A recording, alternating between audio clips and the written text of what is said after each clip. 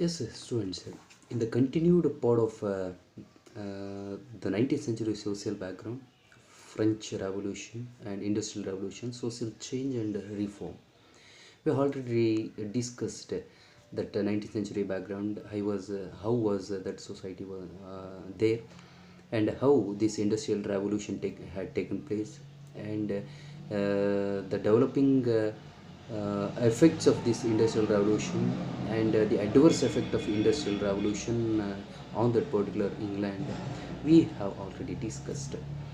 And here, and how this industrial revolution impact on the romantic writers, and here, and how what sort of the works, literary works, were published in this particular time in the 19th century background there, and how this industrial revolution was impact on that particular writers and that particular poets of romantic movement there.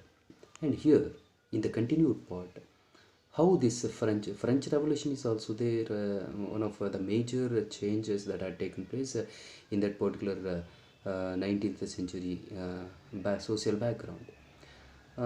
19th century social ಬ್ಯಾಕ್ಗ್ರೌಂಡನ್ನು, ಚಾರಿತ್ರಿಕ ಅಥವಾ ಏನು ಸಾಮಾಜಿಕ ಹಿನ್ನೆಲೆಯನ್ನು ನಾವು ನೋಡ್ತಾ ಇರ್ತಕ್ಕಂಥ ಸಂದರ್ಭದಲ್ಲಿ ಫ್ರೆಂಚ್ ರೆವಲ್ಯೂಷನ್ ಅಂತಕ್ಕಂಥದ್ದು ಕೂಡ ಒಂದು ಅಗಾಧವಾಗಿರ್ತಕ್ಕಂಥ ಪರಿಣಾಮವನ್ನು ಇಡೀ ಇಂಗ್ಲೆಂಡ್ನ ಸೊಸೈಟಿನಲ್ಲಿ ಬೀರಿರ್ತಕ್ಕಂಥದ್ದನ್ನು ನಾವು ಗಮನಿಸ್ಬೋದಾಗ್ತದೆ.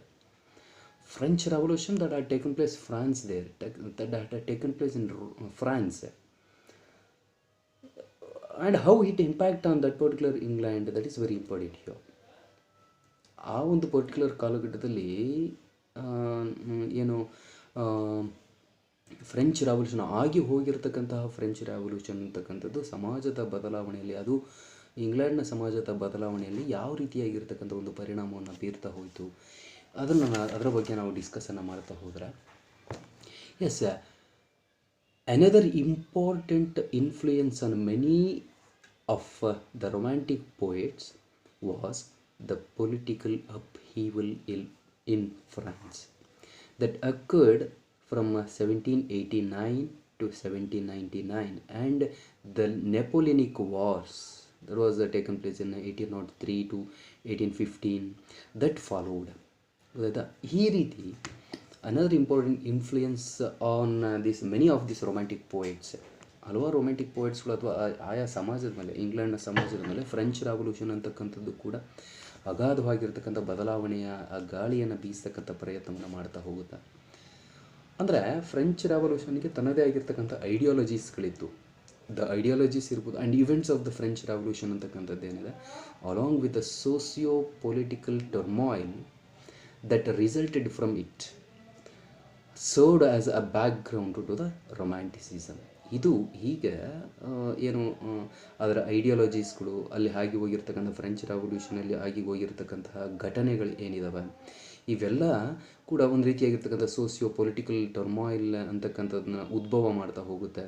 ಅಥವಾ ಸಾಮಾಜಿಕವಾಗಿ, ರಾಜಕೀಯವಾಗಿ ಹಲವಾರು ರೀತಿಯಾಗಿರ್ತಕ್ಕಂಥ ಬದಲಾವಣೆಗಳನ್ನು ಇಲ್ಲಿ ಇಂಗ್ಲೆಂಡಲ್ಲೂ ಕೂಡ, ಅಥವಾ ಅದನ್ನು ನಾವು ಇಂಗ್ಲೆಂಡ್ನ ಸಾಮಾಜಿಕ ಹಿನ್ನೆಲೆಯಲ್ಲೂ ಕೂಡ, ರೊಮ್ಯಾಂಟಿಸಿಸಮ್ನ ಹಿನ್ನೆಲೆಯಲ್ಲೂ ಕೂಡ ನಾವು ನೋಡ್ತಾ ಹೋಗ್ಬೋದಾಗಿರ್ತಕ್ಕಂಥ ಪ್ರಯತ್ನವನ್ನು ಮಾಡ್ಬೋದು.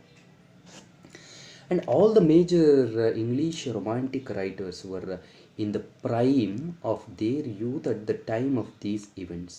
ಇದೊಂದು ನೆನ್ಪಿಟ್ಕೊಂಡಿರಿ, ಫ್ರೆಂಚ್ ರೆವಲ್ಯೂಷನ್ ಆಗಿರ್ತಕ್ಕಂಥ ಸಂದರ್ಭದಲ್ಲಿ ಫ್ರಾನ್ಸ್ನಲ್ಲಿ ದೀಸ್ ಇಂಗ್ಲೀಷ್ ರೊಮ್ಯಾಂಟಿಕ್ ಪೋಯಿಟ್ಸ್ ಅಂತಕ್ಕಂಥವ್ರು ಇನ್ನೂ ಕೂಡ ಯಂಗ್ ಏಜಲ್ಲಿ ಇರ್ತಕ್ಕಂಥವ್ರು, in the prime of their youth ಅಂತ ಹೇಳ್ತಾನೆ.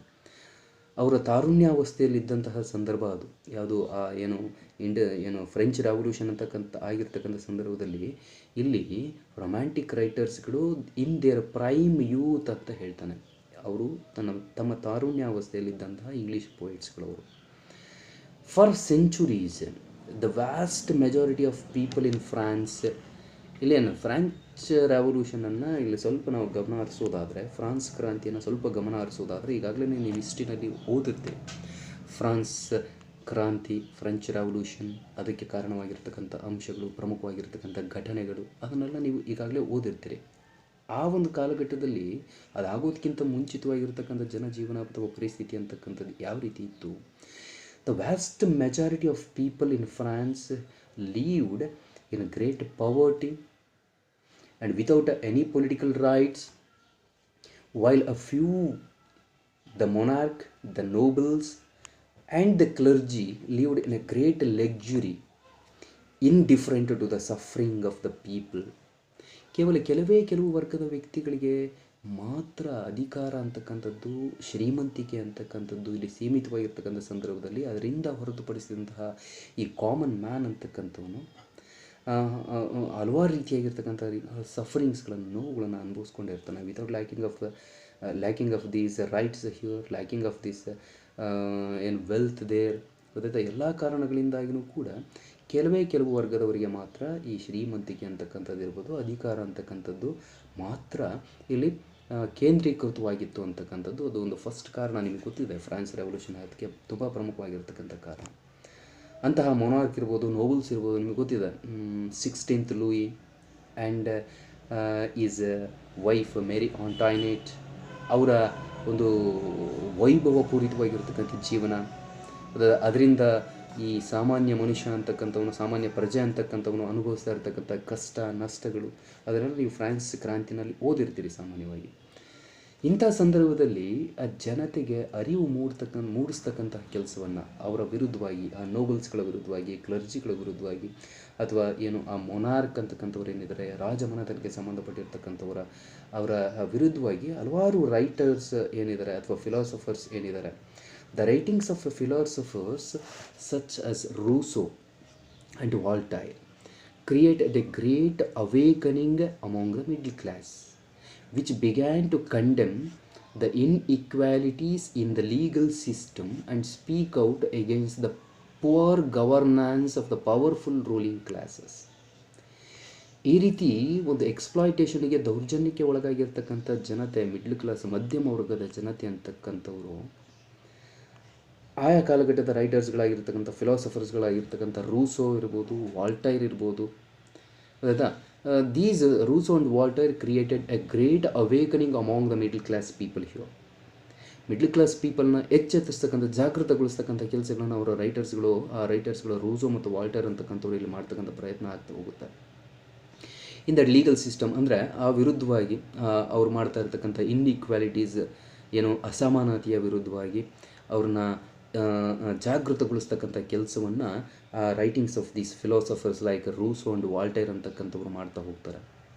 And then the American revolution ಅಂತ ಒಂದು ಪರ್ಟಿಕ್ಯುಲರ್ ಕಾಲಘಟ್ಟದಲ್ಲಿ ಆಗಿರ್ತಕ್ಕಂಥ ಅಮೇರಿಕನ್ ರೆವಲ್ಯೂಷನ್ನೂ ಕೂಡ ಇಲ್ಲಿ ಏನಾಗುತ್ತೆ, which questioned unfair taxation by the British government inspired the French to oppose the heavy taxation and provided an example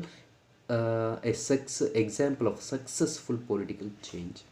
ನೋಡಿ, ಅಮೇರಿಕನ್ ರೆವಲ್ಯೂಷನ್ ಅಂತಕ್ಕಂಥದ್ದು ಆಗೋಗಿರ್ತಕ್ಕಂಥದ್ದು ನೀವು ನೋಡಿದ್ದೀರಿ. ಗೊತ್ತಾ, ಅಮೇರಿಕನ್ ರೆವಲ್ಯೂಷನ್ ಅದೇನು,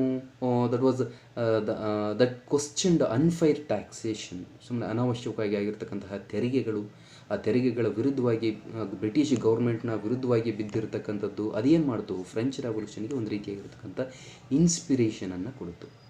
ಆ ಮುಖಾಂತರವಾಗಿ ಅದರಿಂದ the French revolution which was taken the inspiration by this American revolution, those French people here to oppose the heavy taxation, ಯಥೇಚ್ಛವಾಗಿರ್ತಕ್ಕಂಥ ತೆರಿಗೆಗಳನ್ನು ಹಾಕ್ತಾ ಇರ್ತಕ್ಕಂಥದ್ದರ ವಿರುದ್ಧವಾಗಿ ಅವರು ಹೋರಾಟಗಳನ್ನು ಶುರು ಮಾಡ್ತಾ ಹೋಗ್ತಾರೆ. ಇದೊಂದು example. And provided an example of a successful political change. ಆ ಮುಖಾಂತರವಾಗಿ ಒಂದು ಯಶಸ್ವಿಯಾಗಿರ್ತಕ್ಕಂತಹ ರಾಜಕೀಯವಾಗಿರ್ತಕ್ಕಂಥ ಹಿನ್ನೆಲೆಯಲ್ಲಿ ಬದಲಾವಣೆಗಳಾಗಿರ್ತಕ್ಕಂಥದ್ದನ್ನ ನಾವು ಈ ಒಂದು ಫ್ರೆಂಚ್ ರೆವಲ್ಯೂಷನ್ನಿಂದ ನಾವು ಗಮನಿಸ್ತಾ ಹೋಗ್ಬೋದು.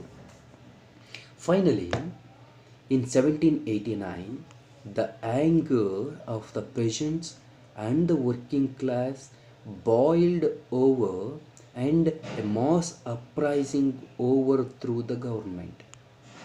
1789ನಲ್ಲಿ ಏನು ಆ ರೈತ ವರ್ಗ ಅಂತಕ್ಕಂಥವ್ರು, ರೈತಾಪಿ ವರ್ಗ ಅಂತಕ್ಕಂಥವ್ರ ಹೆವಿ ಟ್ಯಾಕ್ಸೇಷನಿಂದ ಏನು ಕಂಗಾಲಾಗಿದ್ದರು, ಅವರು ಈ ದಾರ್ಶನಿಕರ ವರ್ಕ್ಸ್ಗಳಿಂದ, ರೂಸೋ ಅಂತಕ್ಕಂಥವನ ಅಥವಾ ವಾಲ್ಟೈರ್ ಅಂತಕ್ಕಂಥವನ ವರ್ಕ್ಸ್ಗಳಿಂದ the much more inspired and opposed towards the heavy taxation of the British government they and these working class boiled over and a mass uprising over to the ಗೌರ್ಮೆಂಟ್ನ ವಿರುದ್ಧವಾಗಿ ಏನು ಮಾಸ್ ಅಪ್ರೈಸಿಂಗ್ ಅಂತೇಳಿ ಪ್ರತಿ ಎಲ್ಲ ಜನತೆ ಅಗಾಧವಾಗಿರ್ತಕ್ಕಂಥ ಸಂಖ್ಯೆಯಲ್ಲಿ ಅವರ ವಿರುದ್ಧ ತಿರುಗಿ ಬೀಳ್ತಕ್ಕಂಥ ಸರ್ಕಾರದ ವಿರುದ್ಧವಾಗಿ ತಿರುಗಿ ಬೀಳ್ತಕ್ಕಂಥ ಒಂದು ಪ್ರಯತ್ನ ಆಗ್ತಾ ಹೋಗುತ್ತೆ. ಗೊತ್ತಾಯ್ತಾ? And in the charter called the Declaration of the Rights of a Man and of the Citizen, the people of France rejected absolute monarchy in favor of liberty, equality and fraternity. Yes sir. ನೋಡಿ, ಆ ಸಂದರ್ಭದಲ್ಲಿ ಏನು ಜನತೆ ಸಾಮೂಹಿಕವಾಗಿ ತಿರುಗಿ ಬಿದ್ದಿರತಕ್ಕಂಥ ಸಂದರ್ಭದಲ್ಲಿ ಒಂದು ಚಾರ್ಟನ್ನು ಹೊರಡಿಸ್ತಾರೆ, ಒಂದು ಪ್ರೊಕ್ಲಮೇಷನ್, ಒಂದು ಘೋಷಣೆಯನ್ನು ಏನು ಹೊರಡಿಸ್ತಾರೆ, ಅದನ್ನು the declaration of the rights of a man and of the citizen, ನಾಗರಿಕರಿಗೆ ಅಥವಾ ಮನುಷ್ಯನಿಗೆ, ಅಲ್ಲಿರ್ತಕ್ಕಂಥ ಮನುಷ್ಯರಿಗೆ ಒಂದು ರೀತಿಯಾಗಿರ್ತಕ್ಕಂಥ ಹಕ್ಕು ಬಾಧ್ಯತೆಗಳನ್ನು ಕೊಡೋ ಮಾಡಿ ಒಂದು ಘೋಷಣೆಯನ್ನು ಹೊರಡಿಸ್ತಾ ಹೋಗ್ತಾರೆ. ಅದು the people of France rejected absolute ಮೊನಾರ್ಕಿಗೆ ಉದಾಹರಣೆ. ಅದು ಏನು ಇಡೀ ಫ್ರಾನ್ಸ್ನ ಜನತೆ ಸಾಮೂಹಿಕವಾಗಿ ಏನು ಫ್ರಾನ್ಸ್ನ ಅಬ್ಸಲ್ಯೂಟ್ ಮೊನಾರ್ಕಿ ಅಂತಕ್ಕಂಥದ್ದು ಏನಿದೆ ಗೊತ್ತಾ, ಒಂದು ನಿರಂಕುಶ ಅಧಿಕಾರ ಅಂತಕ್ಕಂಥದ್ದು, ಕೇವಲ ರಾಜರ ಕೈಗಳಲ್ಲಿ ಅಧಿಕಾರ ಅಂತಕ್ಕಂಥದ್ದು ಇರ್ತಕ್ಕಂಥದ್ದನ್ನ ವಿರೋಧಿಸ್ತಾ ಹೋಗ್ತಾರೆ. In favour of liberty, equality and fraternity. ಈ ಮೂರು ಅಂಶಗಳು ತುಂಬ ಪ್ರಮುಖವಾಗಿರ್ತಕ್ಕಂಥ ಅಂಶಗಳು ನೀವು ಆಗಲೇ ಇತಿಹಾಸದಲ್ಲಿ ಓದಿದಿರಿ. ಫ್ರಾನ್ಸ್ ರೆವಲ್ಯೂಷನ್ಗೆ ಕಾರಣವಾಗಿರತಕ್ಕಂತಹ ದಾರ್ಶನಿಕರು ಅಂತ ಹೇಳಿ ಬಂದಾಗ, ದಾರ್ಶನಿಕರ ಕೆಲವು ವಿಚಾರಧಾರೆಗಳೇನಿದ್ದಾವೆ, ಆ ವಿಚಾರಧಾರೆಗಳ ಮುಖಾಂತರವಾಗಿ ಇಂಥ ಲಿಬರ್ಟಿ, ಈಕ್ವಾಲಿಟಿ, ಫ್ರಾಟರ್ನಿಟಿ ಅಂತಕ್ಕಂಥದ್ದೇನಿದೆ ಗೊತ್ತಾ, ಸ್ವಾತಂತ್ರ್ಯ, ಸಮಾನತೆ, ಭ್ರಾತೃತ್ವ, ಇಂಥ ಹಲವಾರು ಅಂಶಗಳು ಇಲ್ಲಿ ಫ್ರಾನ್ಸ್ ರೆವಲ್ಯೂಷನ್ಗೆ ದಾರಿ ಮಾಡಿಕೊಟ್ಟಿರ್ತಕ್ಕಂಥದ್ದು. ಆ ಫ್ರಾನ್ಸ್ ರೆವಲ್ಯೂಷನ್ನಿಂದ ಅಗಾಧವಾಗಿರ್ತಕ್ಕಂಥ ಬದಲಾವಣೆಗಳಾಗಿರ್ತಕ್ಕಂಥದ್ದನ್ನು ನಾವು ಆ ಒಂದು ಇಂಗ್ಲೆಂಡ್ನ ಸಮಾಜದಲ್ಲಿ ನಾವು ನೋಡ್ತಾ ಹೋಗ್ಬೋದು. The French Revolution inspired people all over the Europe, not only in England, not only in France, all over the Europe continent ಅಂತ ಹೇಳ್ತಾರೆ. ದ ಫ್ರೆಂಚ್ ರೆವಲ್ಯೂಷನ್ ಅಂತಕ್ಕಂಥದ್ದು ಇಡೀ ಯುರೋಪ್ ಖಂಡದ ಜನತೆಯನ್ನು ಇಲ್ಲಿ ಎನ್ಕರೇಜ್ ಮಾಡ್ತಕ್ಕಂಥ, ಸ್ಫೂರ್ತಿಯನ್ನು ಕೊಡ್ತಕ್ಕಂಥ ಕೆಲಸವನ್ನು ಮಾಡ್ತಾ ಹೋಯಿತು. ಯಾವುದಕ್ಕೆ ಅಂತ ಹೇಳಿದರೆ, to rise up against the oppression of all kinds, be it political, social or economic, and demand equal rights. ಒಂದೇ ಕಾರಣ, ಇಡೀ ಜನತೆ ತಿರುಗಿ ಬಿದ್ದಿರ್ತಕ್ಕಂಥದ್ದು ಯುರೋಪ್ ಖಂಡದ ಜನತೆ ಈ ಒಂದು ಫ್ರೆಂಚ್ ರೆವಲ್ಯೂಷನ್ ಪ್ರಕಾರವಾಗಿ ಇಲ್ಲಿ ತಿರುಗಿ ಬೀಳೋ ಹಾಗೆ ಮಾಡ್ತದೆ. ಯಾವುದರ ವಿರುದ್ಧವಾಗಿ ಅಂತ ಹೇಳಿದರೆ, ಆಲ್ ಕೈಂಡ್ಸ್ ಆಫ್ ಅಪ್ರೆಷನ್, ಪ್ರತಿಯೊಂದು ರೀತಿಯಲ್ಲಿ ಪ್ರತಿಯೊಬ್ಬ ಕಾಮನ್ ಪೀಪಲನ್ನು ಇಲ್ಲಿ ತುಳಿತಕ್ಕೆ ಒಳಪಡಿಸ್ಕೊಂಡಿರ್ತಕ್ಕಂಥದ್ದು ಏನಿದೆ, ದೌರ್ಜನ್ಯ ಅಧಿಕಾರವನ್ನು ತಮ್ಮ ಸ್ವಾರ್ಥಕ್ಕಾಗಿ ಬಳಸ್ಕೊಳ್ತಾ, ಸೆಲ್ಫಿಶ್ ಆಗಿ ಬಳಸ್ಕೊಳ್ತಾ, ಏನು ತುಳಿತಕ್ಕೆ ಅಥವಾ ದೌರ್ಜನ್ಯಕ್ಕೆ ಎಕ್ಸ್ಪ್ಲಾಯ್ಟ್ ಮಾಡ್ತಾ ಇದ್ದಾರೆ ಎಲ್ಲ ಜನಗಳನ್ನು. ಒಂದು ರಾಜಕೀಯವಾಗಿ, ಸಾಮಾಜಿಕವಾಗಿ, ಆರ್ಥಿಕವಾಗಿ ಗೊತ್ತಾ, ಅವರು ತಮ್ಮ ಹಕ್ಕು ಬಾಧ್ಯತೆಗಳನ್ನು ಪಡ್ಕೊಳ್ಳೋದಕ್ಕೋಸ್ಕರವಾಗಿ ಅಷ್ಟೇ ಅಲ್ಲ, ಡಿಮಾಂಡ್ ಈಕ್ವಲ್ ರೈಟ್ಸ್, ಸಮಾನವಾಗಿರ್ತಕ್ಕಂಥ ಅಧಿಕಾರದ ಹಂಚಿಕೆಗಾಗಿ ಇವರು ಈ ಹೋರಾಟಗಳನ್ನು ಮಾಡ್ತಾ ಹೋಗ್ತಾರೆ ಫ್ರೆಂಚ್ ರೆವಲ್ಯೂಷನ್ನ ಮುಖಾಂತರವಾಗಿ. ಇದು ಒಂದು ಇಂಗ್ಲೆಂಡ್ನಲ್ಲಿ ಅಗಾಧವಾಗಿರ್ತಕ್ಕಂಥ ಬದಲಾವಣೆಯನ್ನು ತರ್ತಕ್ಕಂಥ ಪ್ರಯತ್ನ ಮಾಡುತ್ತೆ. It heralded an age of socio political reform. I already told you that 19th century ನೀವು ಬ್ಯಾಕ್ಗ್ರೌಂಡ್ ಕಾನ್ಸೆಪ್ಟನ್ನು ನೋಡಿದರೆ ಅದರಲ್ಲಿ ಇದೆ ಸೋಷಿಯಲ್ ಆ್ಯಂಡ್ ಪೊಲಿಟಿಕಲ್ ರಿಫಾರ್ಮ್ ಅಂತ ಹೇಳಿದರೆ, ಆ ಕಾಲಘಟ್ಟದಲ್ಲಿ ಆಗಿರ್ತಕ್ಕಂಥ ಸಾಮಾಜಿಕ ರಾಜಕೀಯ ಹಿನ್ನೆಲೆಯಲ್ಲಾಗಿರ್ತಕ್ಕಂಥ ಬದಲಾವಣೆಗಳು ಅಥವಾ ಸುಧಾರಣೆಗಳು ಅಂತೇಳಿ ಕರಿತೀವಿ. ರಿಫಾರ್ಮ್ ಅಂತ ಹೇಳಿದರೆ ಸುಧಾರಣೆ. ಹೌಎವರ್, ಆ ಫ್ರೆಂಚ್ ರೆವಲ್ಯೂಷನ್ನ ಮುಖಾಂತರವಾಗಿ the democratic ideals of French Revolution left a great and a lasting impact on literature of the age also. ಲಿಟ್ರೇಚರ್ನ ಒಂದು ಇದನ್ನು ತೆಗೆದುಕೊಂಡರೂ ಕೂಡ ಸಾಮಾಜಿಕವಾಗಿ, ಆರ್ಥಿಕವಾಗಿ ಹಲವಾರು ಬದಲಾವಣೆಗಳು, ರಾಜಕೀಯವಾಗಿ ಹಲವಾರು ಬದಲಾವಣೆಗಳು ಉಂಟಾಗಿದ್ದಾವೆ. ರಾಜಕೀಯವಾಗಿ ಡೆಮೋಕ್ರೆಟಿಕ್ ಐಡಿಯಲ್ಸ್ ಅಂತಕ್ಕಂಥದ್ದು ಇಟ್ಕೊಂಡಿದೆ. ಪ್ರಜಾಪ್ರಭುತ್ವವಾಗಿ ಪ್ರಜೆಗಳಿಂದನೇ ಅಧಿಕಾರ ಅಂತಕ್ಕಂಥದ್ದು, ಪ್ರಜೆಗಳಿಗೂ ಕೂಡ ಸಮಾನವಾಗಿರ್ತಕ್ಕಂಥ ಅಧಿಕಾರ ಸಿಗಬೇಕು ಅಂತಕ್ಕಂಥದ್ದನ್ನು ಇಲ್ಲಿ ಫ್ರಾನ್ಸ್ ಕ್ರಾಂತಿ ಅಂತಕ್ಕಂಥದ್ದು, ಫ್ರೆಂಚ್ ರೆವಲ್ಯೂಷನ್ ಅಂತಕ್ಕಂಥದ್ದು ಅದು ಹುಟ್ಟು ಹಾಕೋಗಿದೆ.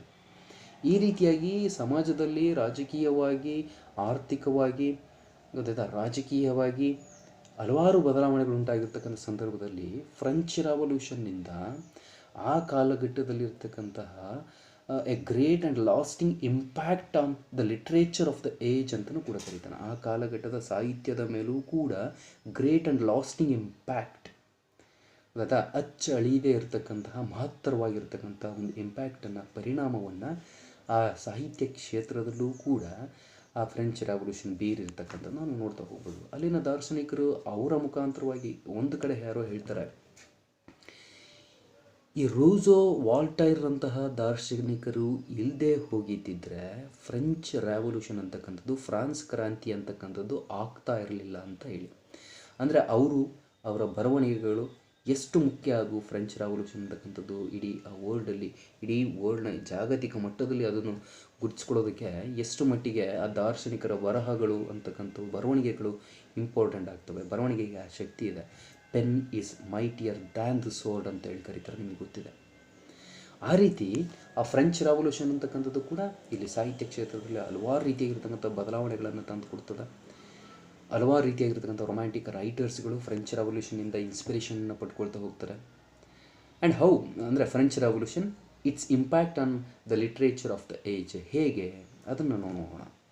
No doubt French Revolution made its great and long-lasting impact on the English literature. French revolution ಅಂತಕ್ಕಂಥದ್ದು ಅಚ್ಚಳಿಯದೇ ಇರತಕ್ಕಂತಹ ಮಹತ್ತರವಾಗಿರ್ತಕ್ಕಂಥ ಒಂದು ಪರಿಣಾಮವನ್ನು ಇಂಗ್ಲೀಷ್ ಸಾಹಿತ್ಯದ ಮೇಲೆ ಬೀರಿರ್ತಕ್ಕಂಥದ್ದನ್ನು ನಾವು ನೋಡ್ತೀವಿ.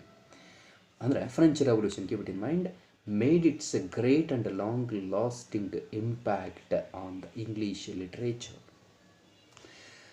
ಆ್ಯಂಡ್ ದೆನ್ ಎಸ್ಪೆಷಲಿ ಪ್ರೋಸ್ ವರ್ಕಲ್ಲಿ ನಾವು ನೋಡೋದಾದರೆ, prose works by early romantic writers such as Thomas Paine ಹೇಳಿದೆ, ವಿಲಿಯಂ ಗಾಡ್ವಿನ್ ಹೇಳಿದೆ, ವಿಲಿಯಂ ವರ್ಡ್ಸ್ವರ್ತ್ ಏನಿದ್ದಾನೆ ಅವರು ಮಾಡಿರ್ತಕ್ಕಂಥ ಕೆಲವು ವರ್ಕ್ಸ್ಗಳು. Thomas Paine rights of the man ಅಂತ ಹೇಳಿ ಒಂದು ವರ್ಕನ್ನು ಮಾಡ್ತಾನೆ, ಒಂದು ಪ್ರೋಸನ್ನು ಮಾಡ್ತಾನೆ. ರೈಟ್ಸ್ ಆಫ್ ದ ಮ್ಯಾನ್ ಅದರಲ್ಲೇ ಇದೆ ಮನುಷ್ಯನಿಗೆ ಸಿಗಬೇಕಾಗಿರ್ತಕ್ಕಂಥ ಮೂಲಭೂತವಾಗಿರ್ತಕ್ಕಂಥ ಹಕ್ಕುಗಳು. ಅದರುಗಳ ಬಗ್ಗೆ ಅವನು ಆ ಜನರನ್ನು ತನ್ನ ಬರವಣಿಗೆಯ ಮುಖಾಂತರವಾಗಿ ಜಾಗೃತಗೊಳಿಸ್ತಕ್ಕಂಥ ಪ್ರಯತ್ನವನ್ನು ಮಾಡ್ತಾ ಹೋಗ್ತಾನೆ. ಇದು ಒಂದು ಫ್ರೆಂಚ್ ರೆವಲ್ಯೂಷನಿಂದ ಆಗಿರ್ತಕ್ಕಂತಹ ಬದಲಾವಣೆ ಅಥವಾ ಆ ಒಂದು ಇನ್ಸ್ಪಿರೇಷನ್ ಥಾಮಸ್ ಪೈನೆಯ ರೈಟ್ಸ್ ಆಫ್ ದ ಮ್ಯಾನಲ್ಲಿರ್ತಕ್ಕಂಥದ್ದನ್ನು ನೋಡ್ಬೋದು.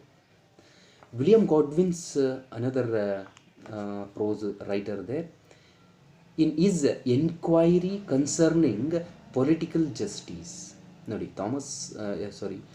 ವಿಲಿಯಂ ಗಾಡ್ವಿನ್ ಅಂತಕ್ಕಂಥವನು ಎನ್ಕ್ವೈರಿ ಕನ್ಸರ್ನಿಂಗ್ ಪೊಲಿಟಿಕಲ್ ಜಸ್ಟಿಸ್ ಅಂತಕ್ಕಂಥ ಒಂದು ವರ್ಕನ್ನು ಮಾಡ್ತಾನೆ. ಅದು ಕೂಡ ಈ ಫ್ರೆಂಚ್ ರೆವಲ್ಯೂಷನಿಂದ ಇನ್ಸ್ಪೈರ್ ಆಗಿ ಮಾಡಿರ್ತಕ್ಕಂಥ ವರ್ಕ್ಸ್ಗಳಲ್ಲಿ ಒಂದು. ಅಷ್ಟೇ ಅಲ್ಲ, William Wordsworth letter to the bishop of Llandaff ಅಂತೇಳಿ ಒಂದು ವರ್ಕನ್ನು ಮಾಡ್ತಾನೆ. ದೀಸ್ ವರ್ಕ್ಸ್ ಏನು Thomas Paine's rights of man ಇರ್ಬೋದು, William Godwin's enquiry concerning political justice ಇರ್ಬೋದು, William Wordsworth letter to the bishop of Llandaff ಇರ್ಬೋದು, ಇವೆಲ್ಲ these works were attacked unjust political institutions and influenced later generation of romantic writers. ಇವೆಲ್ಲ ಏನು ವರ್ಕ್ಸ್ಗಳು ಏನು ಮಾಡ್ತವೆ ಅಂತ ಹೇಳಿದ್ರೆ, these works are attacked unjust political institutions. ರಾಜಕೀಯವಾಗಿರ್ತಕ್ಕಂತಹ ಸಂಘಟನೆಗಳೇನಿದ್ದಾವೆ ಅವುಗಳು ಮಾಡ್ತಾ ಇರ್ತಕ್ಕಂಥ ಅನ್ಯಾಯಗಳ ಮೇಲೆ, ಇಂಜಸ್ಟಿಸ್ ಮೇಲೆ, ಅರಾಜಕತೆಯ ಮೇಲೆ ಒಂದು ರೀತಿಯಾಗಿರ್ತಕ್ಕಂಥ ಪರಿಣಾಮವನ್ನು ಬೀರ್ತಾ ಹೋಗ್ತವೆ, ಅಟ್ಯಾಕ್ ಮಾಡ್ತಾ ಹೋಗ್ತವೆ. ಆ್ಯಂಡ್ ಇನ್ಫ್ಲೂಯೆನ್ಸ್ಡ್ ಅಷ್ಟೇ ಅಲ್ಲ, ಮುಂಬರ್ತಕ್ಕಂತಹ ಜನ್ರೇಷನ್ ಆಫ್ ರೊಮ್ಯಾಂಟಿಕ್ ರೈಟರ್ಸ್ಗಳಿಗೂ ಕೂಡ ಒಂದು ರೀತಿಯಾಗಿರ್ತಕ್ಕಂಥ ಇನ್ಸ್ಪಿರೇಷನನ್ನು, ಸ್ಫೂರ್ತಿಯನ್ನು ತುಂಬತಕ್ಕಂಥ ಕೆಲಸವನ್ನು ಈ ಪ್ರೋಸ್ ವರ್ಕ್ಸ್ ಅಂತಕ್ಕಂಥವ್ರು, ಇಲ್ಲಿ ಪ್ರೋಸ್ ರೈಟರ್ಸ್ ಅಂತಕ್ಕಂಥವ್ರು ಮಾಡ್ತಾ ಹೋಗ್ತಾರೆ, because of the inspiration of this French revolution. And ಪೊಯೆಟ್ರಿಗೆ ಸಂಬಂಧಪಟ್ಟ ಹಾಗೆ ಬಂದರೆ, S T. Coleridge, already told you recording this S T. Coleridge there. S T. Coleridge ಒಂದು ವರ್ಕನ್ನು ಮಾಡ್ತಾನೆ, France an ode hailed the ideal of liberty ಅಂತ. ಫ್ರಾನ್ಸ್ ಅಂತಕ್ಕಂಥ ಟೈಟಲನ್ನು, ಶೀರ್ಷಿಕೆಯನ್ನು ಇಟ್ಟುಕೊಂಡು ಅದರ ಮುಂದೆ an ode hailed the ideal of liberty ಅಂತೇಳಿ ಅಂತ ಒಂದು ವರ್ಕನ್ನು ಮಾಡ್ತಾನೆ. ಅದರಲ್ಲಿ ಫ್ರೆಂಚ್ ನೋಡಿ, ಅವನು ಮಾಡಿರ್ತಕ್ಕಂಥ ವರ್ಕ್ ನಾವು ಗಮನಿಸೋದಾದರೆ, ಎಸ್.ಟಿ. ಕಾಲ್ರಿಡ್ಜ್ ಅಂತಕ್ಕಂಥವನ ಮೇಲೆ ಫ್ರೆಂಚ್ ರೆವಲ್ಯೂಷನ್ ಬೀರಿರ್ಬೋದಾಗಿರ್ತಕ್ಕಂತಹ ಪರಿಣಾಮ. ನಾನು ಹೇಳಿದೆ, ಫ್ರೆಂಚ್ ರೆವಲ್ಯೂಷನ್ ಆಗ್ತಾ ಇರ್ತಕ್ಕಂಥ ಸಂದರ್ಭದಲ್ಲಿ ಈ ರೊಮ್ಯಾಂಟಿಕ್ ರೈಟರ್ಸ್ಗಳು ಇನ್ ದೇರ್ ಪ್ರೈಮ್ ಯೂತ್ ಅಂತ ಹೇಳಿ, ಆಗ ತಾನೇ ಬಿಸಿ ರಕ್ತದ ಯುವಕ ಅಂತ ಏನು ಕರಿತೀರಿ, ಆ ರೀತಿಯಾಗಿರ್ತಕ್ಕಂತಹ ಯುವಕರಲ್ಲಿ ಈ ರೀತಿಯಾಗಿರ್ತಕ್ಕಂತಹ ಕೆಲವು ಅಂಶಗಳು, ವಿಚಾರಧಾರೆಗಳು ಅವರ ಒಳಗಡೆ ಕುದೀತಾ ಇರತಕ್ಕಂಥ ಸಂದರ್ಭದಲ್ಲಿ ಈ ಅನ್ಯಾಯವನ್ನು ಎಸಗ್ತಾ ಇರತಕ್ಕಂಥ ಅರಾಜಕತೆಯನ್ನು ಮಾಡ್ತಾ ಇರತಕ್ಕಂತಹ ಆ ಸಮಾಜದ ವಿರುದ್ಧವಾಗಿ ತಮ್ಮ ವರ್ಕ್ಸ್ಗಳಲ್ಲಿ ಒಂದು ಕಾಮನ್ ಪೀಪಲನ್ನು, ಒಬ್ಬ ಸಾಮಾನ್ಯ ಮನುಷ್ಯನನ್ನು ಇಲ್ಲಿ ಜಾಗೃತಗೊಳಿಸ್ತಕ್ಕಂಥ ಪ್ರಯತ್ನವನ್ನು ಇಲ್ಲಿ ಮಾಡ್ತಾ ಹೋದರು. ಎಸ್.ಸಿ. ಕಾಲರೇಡ್ಸ್ನ France and ode hailed the ideal of liberty ಅಂತಕ್ಕಂಥ ವರ್ಕ್ ಇರ್ಬೋದು. ಪಿ.ಬಿ. ಶೆಲ್ಲಿ, ಅವನ್ನ ಚಾಂಪಿಯನ್ ಆಫ್ ಸಿವಿಲ್ ರೈಟ್ಸ್ ಅಂತ ಹೇಳಿ ಕರಿತೀವಿ, ನೆನ್ಪಿಟ್ಕೊಳ್ಳಿ. P B. Shelley championed the fight against the injustice in established institutions. His works such as Prometheus Unbound ಅಂತ ಹೇಳಿದ್ದಾರೆ. It was celebrated the ideal of liberty and ode to the west wind ಅಂತ ಹೇಳಿ ಒಂದು ವರ್ಕನ್ನು ಮಾಡ್ತಾನೆ PB. ಶೆಲ್ಲಿ. That called out for the reform and revolution. ಅದು ಓಡ್ to West wind ಅಂತಕ್ಕಂಥದ್ದು ಜನತೆಯನ್ನು ಎತ್ತಿ ಕಟ್ತಕ್ಕಂಥ ಸುಧಾರಣೆಯ ಕಡೆಗೆ ಮುಖ ಮಾಡಿ ನಿಲ್ತಕ್ಕಂಥ ಒಂದು ಅಂಶಗಳನ್ನು ಆ ಕಾಮನ್ ಮ್ಯಾನ್ನ ಅಥವಾ ಮನುಷ್ಯನ ಆ ತಲೆನಲ್ಲಿ ಬಿತ್ತತಕ್ಕಂಥ, ಮನಸ್ಸಿನಲ್ಲಿ ಬಿತ್ತಕ್ಕಂಥ ಪ್ರಯತ್ನವನ್ನು ಮಾಡ್ತಾ ಹೋಗುತ್ತೆ. ಓಡ್ ಟು ದ ವೆಸ್ಟ್ ವಿಂಡ್ ಅಂತಕ್ಕಂಥದ್ದು. ಪ್ರಾಮಿಥಿಯಸ್ ಅನ್ಬೌಂಡ್ ಅಂತಕ್ಕಂಥದ್ದು it celebrated the ideal of ಲಿಬರ್ಟಿಯ ಒಂದು ಸ್ವಾತಂತ್ರ್ಯ, ಅದರ ಅವಶ್ಯಕತೆ, ಅದರ ಏನು ಸ್ವಾತಂತ್ರ್ಯ ಅಂತಕ್ಕಂಥದ್ದಿದ್ರೆ ಆಗ್ಬೋದಾಗಿರ್ತಕ್ಕಂಥ ಪರಿಣಾಮಗಳು ಗೊತ್ತಾಯ್ತಾ, ಅದರಿಂದ ಮನುಷ್ಯನಿಗೆ ಆಗ್ತಕ್ಕಂಥ ಉಪಯೋಗಗಳು ಗೊತ್ತಾಯ್ತಾ, ಅದನ್ನು ಇಲ್ಲಿ ಅವನು ಹೇಳ್ತಾ ಹೋಗ್ತಾನೆ. And then another work of this P B. Shelley, Ozymandias ಅಂತಕ್ಕಂಥದ್ದು ಒಂದು work. Shelley here mocked the despots ಅಂತ ಹೇಳ್ತಾನೆ. ಡೆಸ್ಪಾಟ್ಸ್ಗಳನ್ನು ಇಲ್ಲಿ ಮಾಕ್ ಮಾಡ್ತಾ ಹೋಗ್ತಾನೆ, ಆ ರೀತಿಯಾಗಿರ್ತಕ್ಕಂಥ ಅರಾಜಕತೆಯನ್ನು ಅಣಗಿಸ್ತಾ ಹೋಗ್ತಾನೆ. ಗೊತ್ತಾಯ್ತಾ, ಈ ರೀತಿ ಹಲವಾರು ವರ್ಕ್ಸ್ಗಳು ಪೊಯಿಟ್ರಿನಲ್ಲಿ S T. Coleridge, P B. Shelley and then ಇಂಥ ಹಲವಾರು ರೊಮ್ಯಾಂಟಿಕ್ ಪೋಯಿಟ್ಸ್ಗಳು ತಮ್ಮದೇ ಆಗಿರ್ತಕ್ಕಂಥ ವರ್ಕ್ಸ್ಗಳಲ್ಲಿ ಫ್ರೆಂಚ್ ರೆವಲ್ಯೂಷನಿಂದ ಇನ್ಸ್ಪಿರೇಷನ್ನ ಪಡ್ಕೊಂಡು, ಅದು ಫ್ರೆಂಚ್ ರೆವಲ್ಯೂಷನ್ ಅಂತಕ್ಕಂಥದ್ದು ರೊಮ್ಯಾಂಟಿಕ್ ರೈಟರ್ಸ್ಗಳ ಮೇಲೆ ಪರಿಣಾಮವನ್ನು ಬೀರಿ ಹಲವಾರು ರೀತಿಯಾಗಿರ್ತಕ್ಕಂಥ ಅದ್ಭುತವಾಗಿರ್ತಕ್ಕಂಥ ಸಾಹಿತ್ಯಗಳು ಉಟ್ಕೊಳ್ಳೋದಕ್ಕೆ ಇಲ್ಲಿ ಕಾರಣ ಆಗ್ತಾ ಹೋಗುತ್ತೆ. So romantic poets such as Wordsworth, Coleridge, Byron, Keats and Shelley wrote works for and about the working class. Keep it in mind, common people.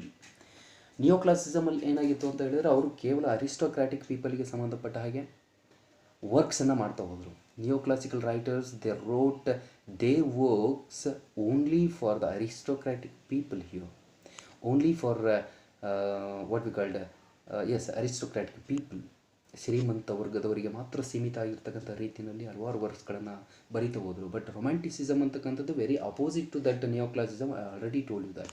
ಇವ್ರೇನು ಮಾಡಿದರು, ರೊಮ್ಯಾಂಟಿಕ್ ಪೋಯಿಟ್ಸ್ ಅಂತಕ್ಕಂಥವ್ರು they works for and about the working class, their conditions, their freedom, their rights ಗೊತ್ತಾ, ಇದರ ಬಗ್ಗೆನೇ ಅವರು work ಮಾಡ್ತಾ ಹೋದರು. ಒಬ್ಬ ಕಾಮನ್ ಪೀಪಲ್ನ ಗೆ ಅರ್ಥ ಮಾಡಿಸೋ ರೀತಿಯಲ್ಲಿ ಒಂದು ಸಿಂಪಲ್ ಡಿಕ್ಷನ್ಸನ್ನು, ಒಂದು ಕಾಮನ್ ಲ್ಯಾಂಗ್ವೇಜನ್ನು ಬಳಸ್ಕೊಂಡು, ಕಾಮನ್ ಥೀಮನ್ನು ಬಳಸ್ಕೊಂಡು ಅವರನ್ನು ಇಲ್ಲಿ ಜಾಗೃತಗೊಳಿಸ್ತಕ್ಕಂಥ ಕೆಲಸವನ್ನು ಮಾಡ್ತಾ ಹೋದರು. And also they tried to avoid the overly ornate poetic diction.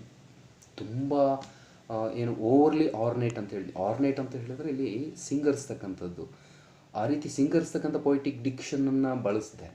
ತುಂಬ ಸರಳವಾಗಿರ್ತಕ್ಕಂತಹ ರೀತಿಯಲ್ಲಿ ಅವರು ತಮ್ಮ ಕವಿತೆಗಳನ್ನು, ಕವನಗಳನ್ನು ಅಥವಾ ಆ ಸಾಹಿತ್ಯದ ಬರಹಗಳನ್ನು ಇಲ್ಲಿ ಅವರು ಬರೀತಕ್ಕಂಥ ಪ್ರಯತ್ನ ಮಾಡ್ತಾ ಹೋದರು. ಯಾರು, ರೊಮ್ಯಾಂಟಿಕ್ ರೈಟರ್ಸ್ ಅಂತಕ್ಕಂಥವ್ರು. ಅಂದರೆ these romantic poets tried to avoid overly ornate poetic diction. They used very simple diction to understand even to the common man and of the 18th century poetry also.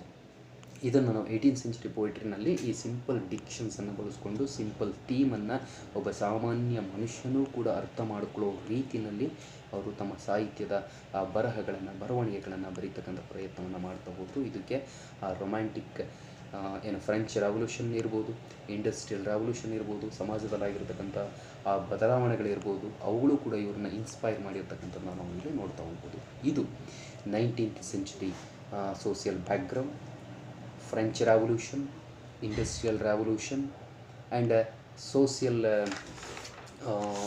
Political reforms ಅಂತಕ್ಕಂಥದ್ದು ಗೊತ್ತಾ, social change and ರೀಫಾರ್ಮ್ ಅಂತಕ್ಕಂಥದ್ದು ಆ ಕಾನ್ಸೆಪ್ಟಿಗೆ ಸಂಬಂಧಪಟ್ಟಾಗೆ ನೀವು ಇಷ್ಟನ್ನು ನೀವು ಅರ್ಥ ಮಾಡ್ಕೋಬೇಕಾಗ್ತದೆ. And in our next meeting let us discussed something recording the romantic features of romanticism, characteristics of romanticism. ರೊಮ್ಯಾಂಟಿಸಿಸಮ್ ಅಥವಾ ರೊಮ್ಯಾಂಟಿಕ್ ಪೊಯೆಟ್ರಿ ಅದಕ್ಕೆ ತನ್ನದೇ ಆಗಿರ್ತಕ್ಕಂಥ ಗುಣಲಕ್ಷಣಗಳಿದ್ದಾವೆ. ಆ ಗುಣಲಕ್ಷಣಗಳು ಏನು ಅಂತೇಳಿ ನಮ್ಮ ಫರ್ದರ್ ನೆಕ್ಸ್ಟ್ ಮೀಟಿಂಗಲ್ಲಿ ನಾವು ಡಿಸ್ಕಸ್ ಮಾಡೋಣ. Okay, thank you.